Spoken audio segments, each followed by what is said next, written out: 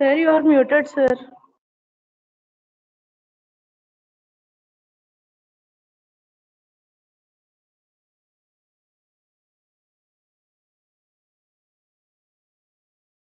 So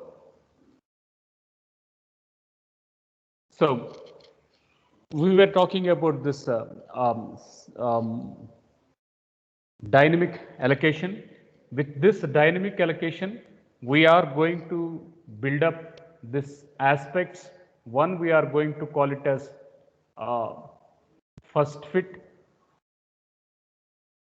Then we have this best fit, and third aspect will be the worst fit. So first one, before that, we are going to assume memory management unit is there. In this memory management unit, we have system space, which it is going to be given and given with the operating system, and it is going to be occupied with 0 to 100. Later on, we are going to have a user space, which it is going to be occupied with the rest of the part, and this rest of the part we are going to call it as high memory. Fine. So P1 is a process which is going to occupy from 0 to 200, thereby it is going to have some free space, followed by P2. P2 is going to occupy from 300 to 400 if it is in a scenario. So it is going to be assumed as P2, and again we have some free space here. So it is going to be occupied, assume some 550 is going to be the free space. So assume if it is in a scenario, then we are going to occupy with P3 process, and P3 is going to occupy some 600 locations, and the rest of the thing again it is going to be some free space, if this is the scenario which we are going to have. So now assume that we have a process P1 which it is going to occupy 100 MB, process P2 it is going to occupy 100 MB, process P3 it is going to occupy some 50 MB. So this was total MB. It is going to be some used memory, and let us assume what will be the free space. So free space 1 it is going to occupy for 100, free space 2 it is going to occupy for 150, and free space 3 it is going to occupy for 400 MB. So overall you can say 650 MB of data is going to be with the free space. This was the scenario what we are going to take up before we are going to enter into the first fit algorithm. Now, when a first fit is going to be worked, when the first fit is going to be worked, the definition we are going to say, it is going to allocate the first hole that was big enough. It allocates the first hole that was big enough. So let us take a scenario. Assume P4 is a process and it requires 90 MB of memory. It requires, for P4, it requires 90 MB of the memory. So now what was the free space here? Free space, it is going to have 100, and free space it is going to have 150, and free space it is going to have 400. So when if this is a scenario, what this first fit it is going to do is, despite 100 it is going to satisfy the need of the process P4, but still 150 is going to be allocated to the process P4.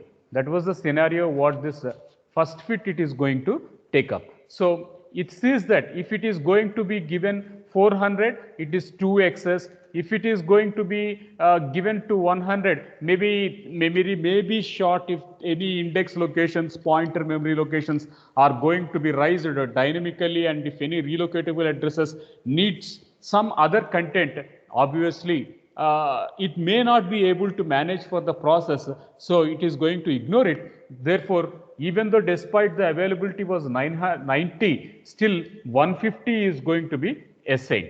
The second strategy will be the best fit. The second strategy will be the best fit. So assume process P4 is going to it is going to require some 90 MB of data. It requires some 90 MB of memory. And now I'm going to have the free space.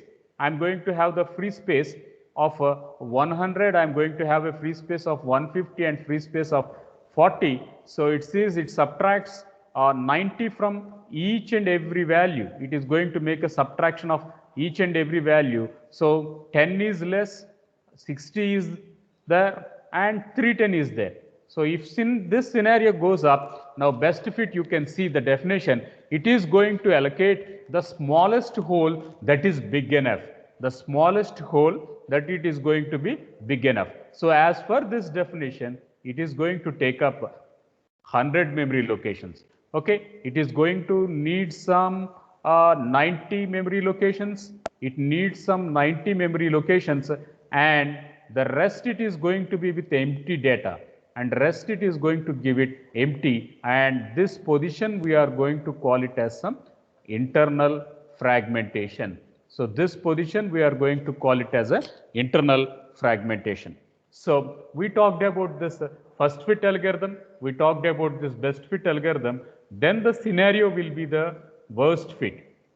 Then the scenario will be the worst fit. When we are talking about this worst fit things, assume P4 is going to take up, and in this P4, it requires 100, it requires 150, and 400 are going to be the available free space. So P4 it requires only 90. Now it is going to give the largest hole. It is going to give the largest hole as per the definition. It is going to allocate the largest hole, and it searches what is the free space here, 90, what is the free space here, 100 is there, 150 is there, 400 is there. In these three, what it is going to be the highest available memory location, that highest available memory location is going to be granted to the P4. So that is what we are going to call it as a worst fit. So best fit, it is going to give the optimal way, the exact way, that is such as the smallest hole, and it whereas the first fit it is going to search the first hole, and worst fit it goes with the largest hole. So that was the definitions regarding the first three content. Okay, now we talked about the contiguous location. When we are going to call it as a contiguous location, the allocation of a memory will be serial, the allocation of a memory will be one after the other.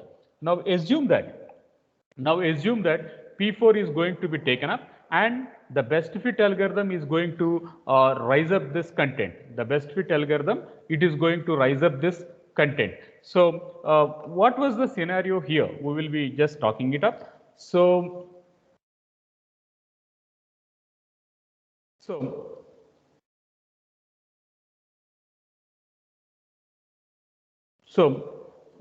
the scenario will be with this external fragmentation.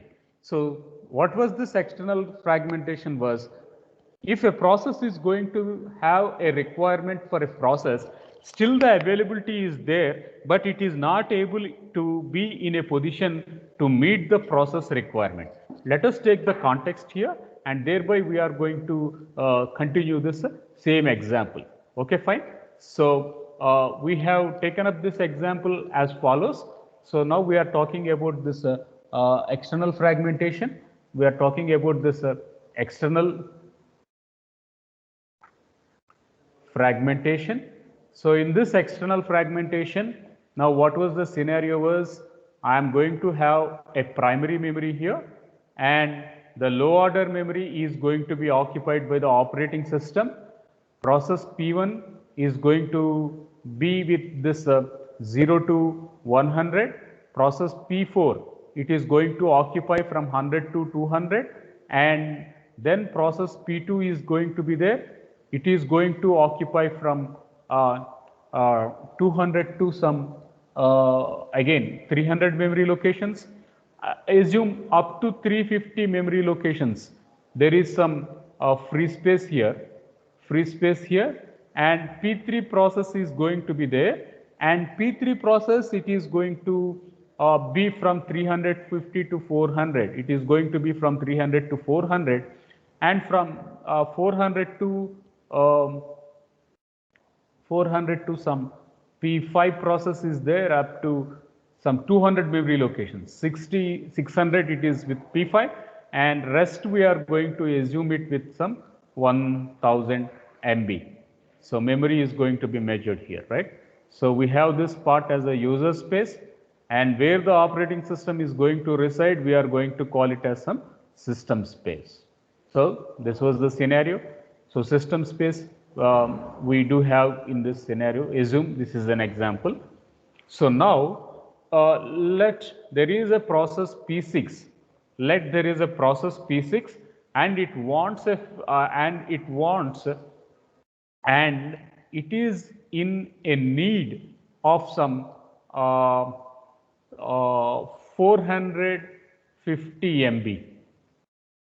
So P5 requires 450 memory locations. Now, what was the condition here? What was the available free space? Available free space. What is the available free space? It is going to have between 300 to 350, right? 50 MB is available. What is the available free space after P5? 600 to 1000. Now it is going to have some 400. 450 MB is available, but it cannot be granted to process P6.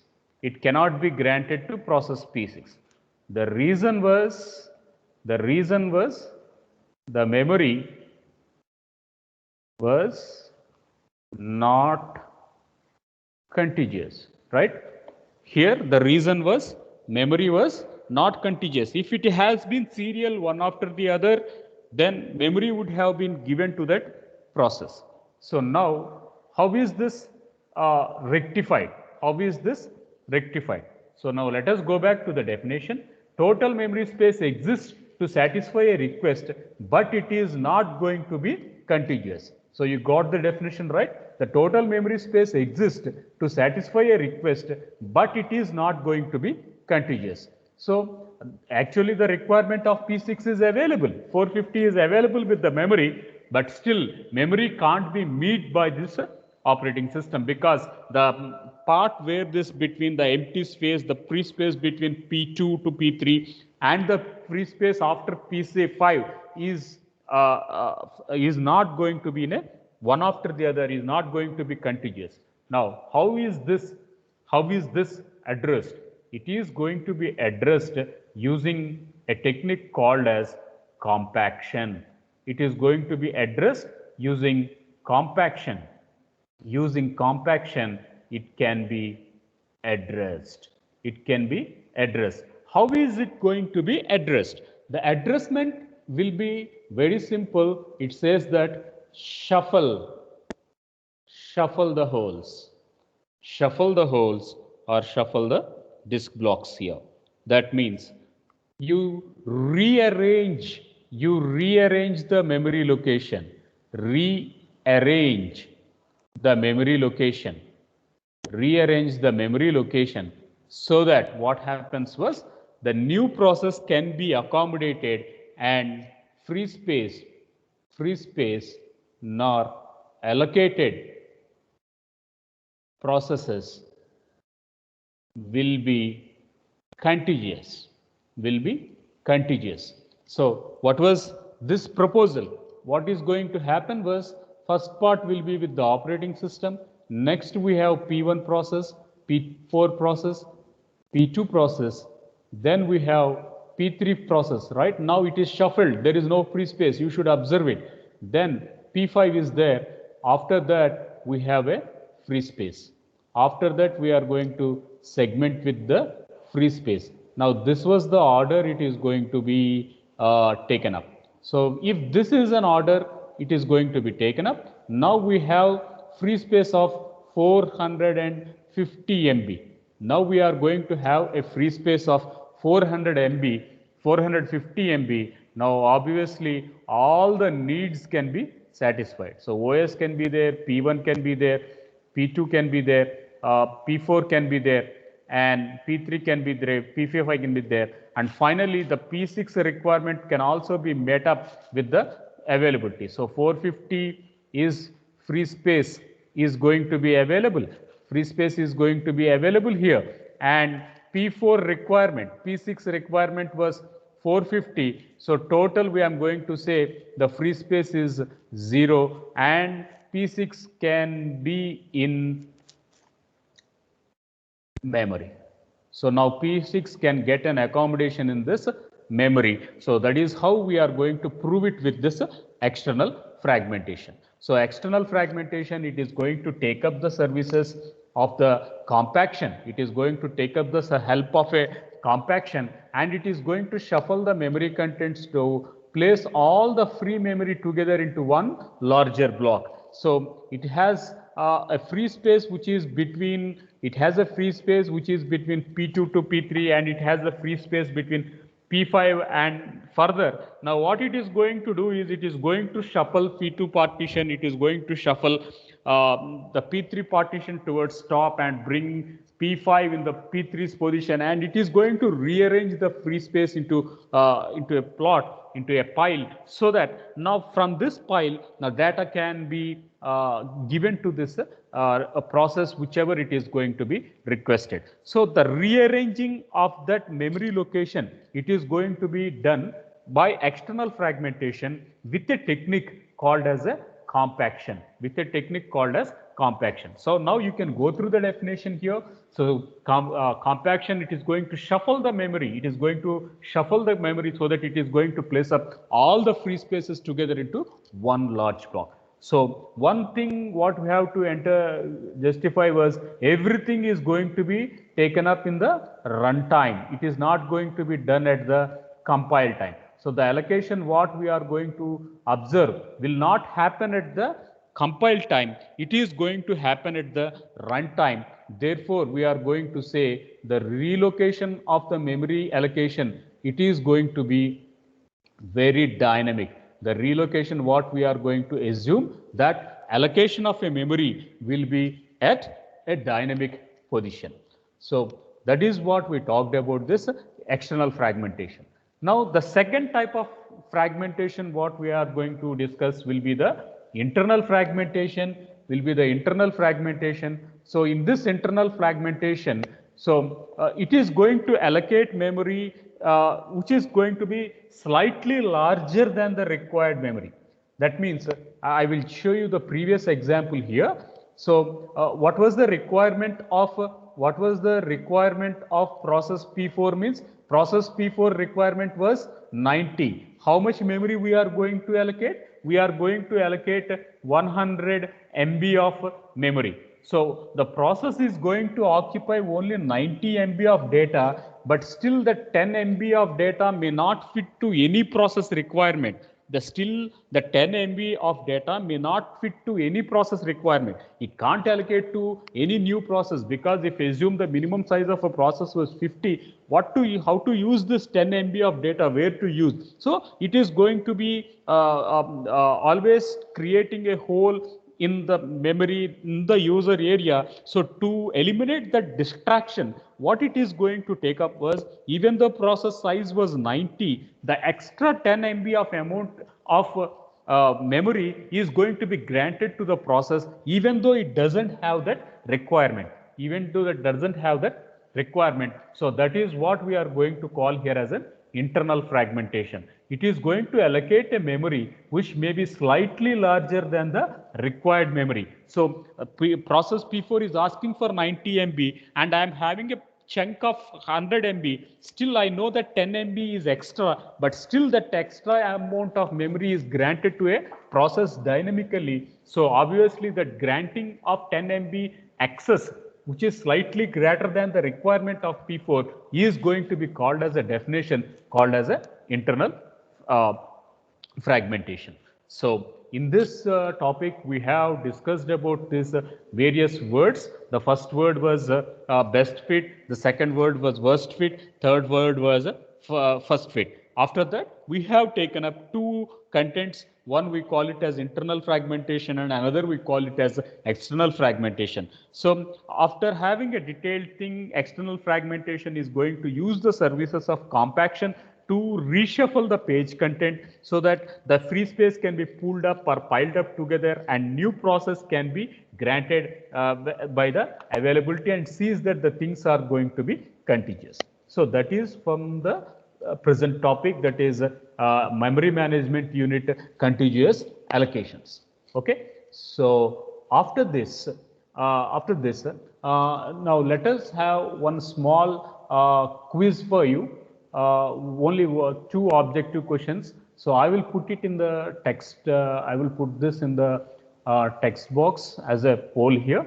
So you can participate, right?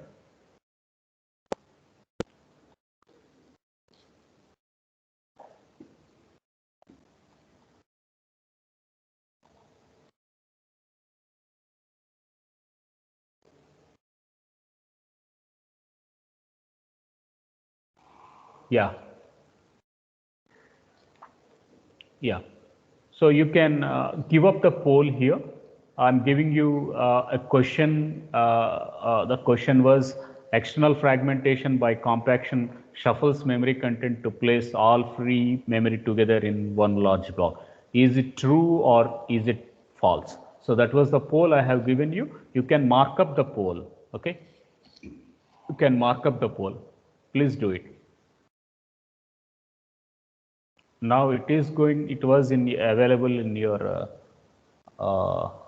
chat box, I think, in the content what I have given, that too it is available at the unit 5. You can, I will share it. So,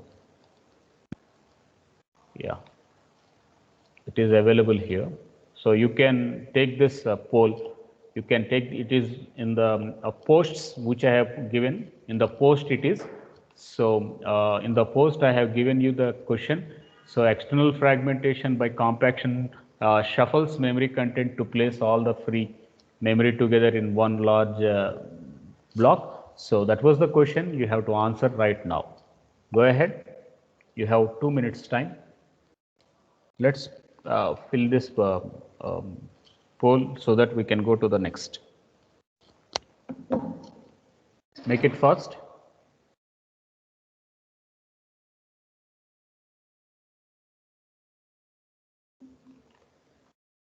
Yeah. Yeah, I think you can see the results. You can see the results. So I'm not getting why other is coming. Fine. So 14 plus 3, uh, 18 students polled as true. So we have 26 who have polled the answer. An error has occurred. Please try. I don't know why for Ratnadeepika error is coming. I think she has voted twice, I think.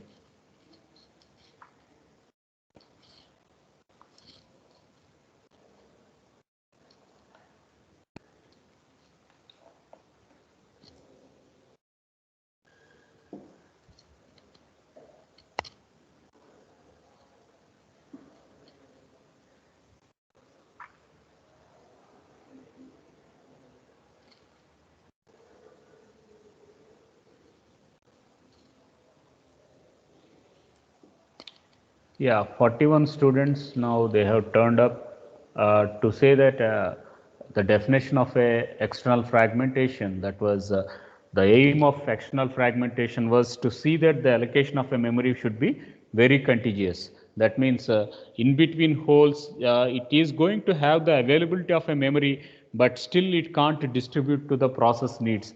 So if it is going to pull up the free memory into one pile, then that becomes a huge and it can be allocated to a new process. But if it is going to be in between and a new process requirement was greater than that whole size, so it has to swap all the process, rearrange it, then only it is going to get it. That takes with the help of a compaction. So that is how this actional fragmentation is going to work.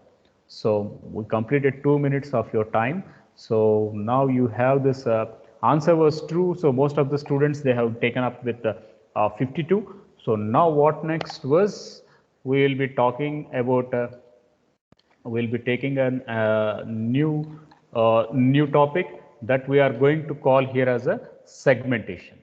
So after the contiguous allocations and with the help of external fragmentation, with the help of internal fragmentation, with the compaction, now let us move towards a new topic. That is what we are going to call it as a segment. So segment, it is nothing but some piece of memory. You can say some part of memory. Okay. So you are aware of microprocessor 8086. Right now your subject is going up. So the basics in the first beginning of a chapter. So you will have an exposure towards the 4 words. One, we are going to call it as code segment. Second, data segment. And third, we call as a extra segment. And fourth one, we call it as some stack segment, right? So in all the words, you can see a block of memory is going to be reserved for code. A block of memory is going to be reserved for data. A block of memory is going to be reserved for pointers and index locations. For that, we are going to use this extra segment. And finally, the job has to be executed. The process has to be executed. The thread has to be executed by the CPU. For that, it needs the last in first out model, that is the stack to execute the program with the CPU. For that, we are going to use this stack segment. And another thing, you can say 64 MB of data is going to be given to this chunk. So it is, I can say, part of a memory or a piece of a memory or a chunk of a memory, whatever you call. So all that it leads to, we are not taking up the total partition. We are taking only the a slice of a partition. So we call here as some chunk of memory. So that was the definition what we can take with this segmentation, right? So how is this segmentation organized and where is this organized means? We are talking about process management, memory management, IO management, file management, device management. These are the different primitives, different constructs of an operating system. In that, we are going to have a memory management unit, and this memory management unit, it is going to give up the views of internal fragmentation, external fragmentation, compaction, paging, segmentation. So all these views are going to be generated by the memory management unit, which is in part of this segmentation. So altogether, what will be a segment means, and what is going to be part of a segment means, it is going to be just a collection. So we can say this program is going to be a collection of segments. So as far as microprocessor is concerned, you are telling it as a code segment, data segment, stack segment, and extra segment. So a program, if I'm going to say some swap.asm, the assembly language program, so swap.asm, now it is going to be bifurcated into these 4 modules: code segment, data segment, extra segment, and stack segment. So that is how a storage is going to be given up. Okay, fine. Now, what will be a logical unit of a segment? So that is one of a such thing. Yeah, what will a program contains? What will be a prospection of a logical view for a segment? Yeah, it is going to have some main module. It is going to have a procedure or a function. So it is procedure or a function. So I can say I'm going to have main program and main program. Then I am going to have some subprogram 1, subprogram 2. So again, I call this here subprogram 1 and subprogram 2. So subprogram 1, I can use a function here, and subprogram 2, I can use a procedure here, right? So I'm going to have a main program. Main program is going to have a function call. One, it can be a subprogram 1, another it can be a subprogram 2. So both can be fabricated, right? If I'm going to use up this object-oriented methods, if I'm going to use an object-oriented method, there I do have methods, and I'm going to have some class variables, and in this class it is going to have some set of member functions, So those member functions, it can be with this methods or what we are going to assume it. Next one will be the scope of a variable. The scope of a variable was within this. Assume the scope here. I'm going to say int a. Now int a can be accessed to subprogram 1, subprogram 2, and the main program, right? If I'm going to say, that is what I'm going to call it as a global variable. We are going to call the access of a can be within the main program, it can be between programs, etc. But assume what is going to be a local variable. Assume it is going to have x. So now x scope was only between subprogram 1, and it can't be even accessed by the base class, or it can't be accessed with another derived class, etc. So the scope is going to be very much restricted. So that is where we can say it is some local variable. Similarly, we do have this process management contents, that is some efforts, which is going to be protecting the critical region, critical section. So all the shared variable locations are going to be pooled together. Those we are going to call here as some common blocks, etc. Fine. After that, we do have another segment. Just now we were mentioning the stack segment. Yeah, stack segment, and thereby we are going to have to store index locations, pointer locations. For that, we are going to use this symbol table.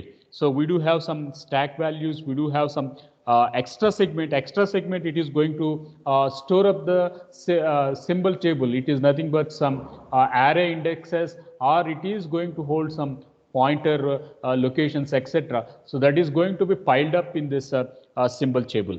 Thereby we do have some contiguous memory location. If I'm going to say int array of some 10 memory locations, so all the 10 memory locations are going to be satisfied with an integer variable. You are quite aware of it. So all the things is going to be allocated contiguous, and that too, it is going to be a set of similar entities. It is going to be some set of similar entities. So all the 10 locations will be of an integer data type, and all the 10 locations will be given one after the other. So these are all the components of a segment here. So as far as segment view is going to be concerned, it is going to build up with the CPU generated addresses. CPU is going to generate the address. CPU is going to generate the address, and that addresses, they are going to be part of this logical addresses. So in the perspective of a user, what will be the segment? What will be the segment? Segment will have subroutines. So example, it is going to have a square root as a subroutine, and segment is going to have some main program. It is going to have some pointer and index values, which it is going to be part of a symbol table, and thereby it is going to execute the things towards the CPU using a stack segment. For that, we are going to use this stack value. So after this, you can assume here the user space, which is going to be very logical, and now you can map these contents right from logical addresses to the physical addresses. You can map these addresses from logical addresses towards the physical addresses. So you have a memory management unit, and in one side we are going to have the logical address, and another side we are going to have the physical address. So physical address, they are going to be generated by the memory unit, and we do have the logical addresses which are going to be generated by the CPU. So we have logical addresses, CPU is going to generate it. We have memory unit, and memory unit is going to generate the physical addresses. In between that, we do have the memory management unit, which it is going to act as an interface. It is going to act as an interface, and which it is going to convert the logical address towards the physical address, or vice versa. So for that, we do have this segmentation part. So I'm going to have some memory here. So 1 is a segment, 2 is a segment, 3 is a segment. So all the segments are going to have a starting address. We are going to call it as base register, and it is going to have some ending register. We are going to have it some ending register.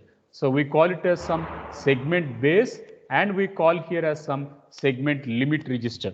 Okay, so every segment is going to be identified with the starting address, and every segment is going to have how much length the segment is contiguously spread. So that is what it is going to give up the length of the segment, the size of a segment, where we are going to call it as a segment limit register. So a quick recap of today's class: we have taken up the dynamic allocations, and in this dynamic we have taken up the dynamic allocations. So in this dynamic allocations we talked about the three strategies. So the three strategies, what will be the first fit, best fit and worst fit algorithms. Thereby we talked about internal fragmentation, external fragmentation, and we talked about some compaction. And after compaction, then we have switched to a new word called as segmentation. So it is going to be part of a memory, and it is going to hold the complete program. So program, it does have code segment, stack segment, extra segment. So stack segment, data segment, code segment, and extra segment, and all that mapping we have taken up from logical part to the physical part. So that is all for today. So I'm ending up my meeting here. Stopping